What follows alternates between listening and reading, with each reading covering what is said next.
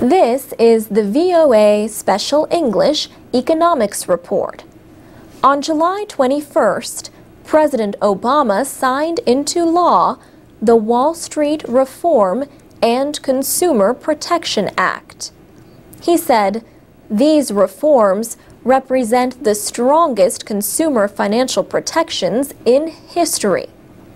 Together, the changes represent the biggest rewrite of financial rules since the Great Depression. At the heart of the 2,300 pages in the bill are promises to protect average Americans. Congress agreed to create a Consumer Financial Protection Bureau, but the Federal Reserve will pay for it. The central bank will budget about $500 million a year. Travis Plunkett is legislative director of the Consumer Federation of America, a consumer rights group. He says this new independent office will have a lot of responsibility, and that is a good thing.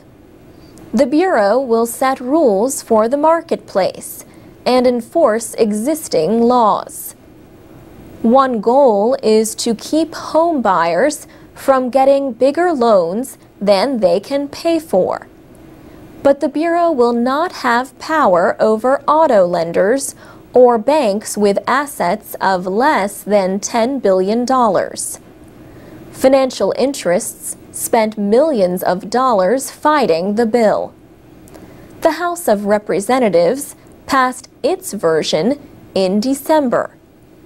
In July, the Senate voted final approval with the aid of 3 Republican senators. House Minority Leader John Boehner called the financial reform bill ill-conceived. He said, "I think it's going to make credit harder for the American people to get. Clearly, harder for businesses to get." But President Obama says Wall Street took irresponsible risks that threatened the financial system. Under the new law, banks no longer can own or invest in certain trading operations. The government has new powers to seize failing financial companies. These include businesses that, during the financial crisis, were considered too big to fail. And President Obama says the law does something else. He said, "Finally, because of this law, the American people will never again be asked to foot the bill for Wall Street's mistakes. There will be no more tax-funded bailouts."